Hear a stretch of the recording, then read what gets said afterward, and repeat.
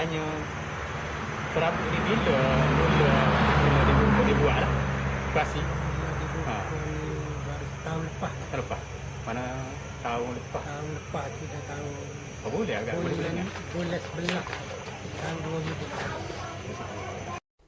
2000. Barangan kraft khususnya yang dihasilkan di beberapa negeri di semenanjung Malaysia memang ada potensinya dalam pasaran walaupun sambutan terhadapnya dianggap perlahan.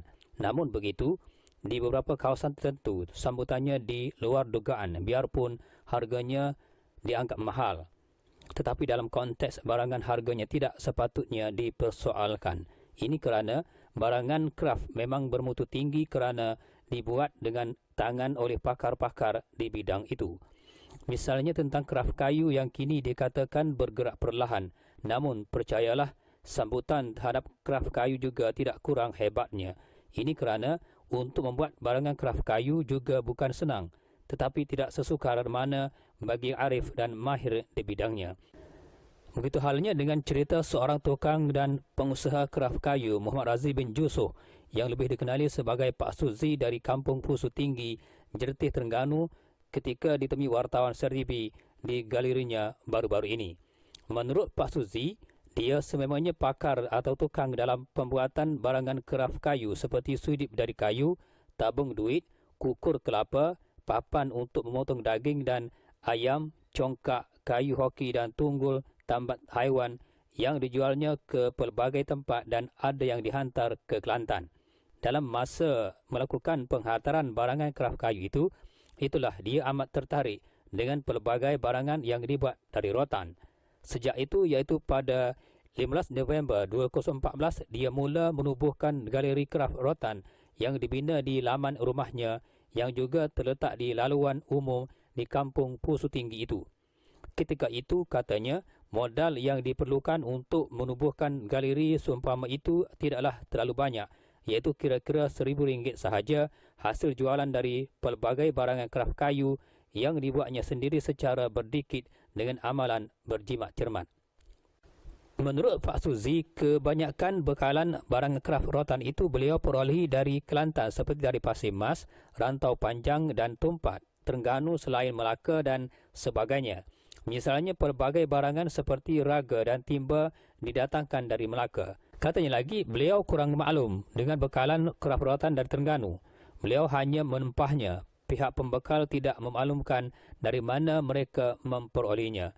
Di antara barang kraft rotan yang turut dijual di galerinya seperti kerusi rotan, bakul, raga bayi, bola takraw, tingkat pinggan mangkuk, tudung salji, serkap burung, tuai, lampu, pelapik periuk dan cemeti.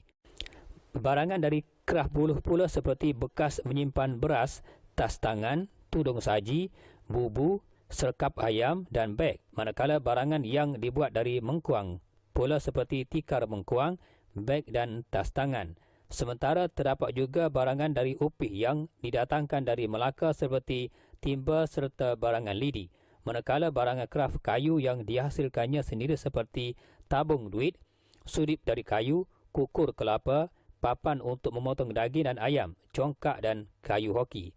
Menurutnya, terbaharu barangan yang beliau mula perkenalkan meliputi pelbagai hiasan seperti perhiasan dari laut serta perhiasan dalam rumah yang meliputi 100 jenis.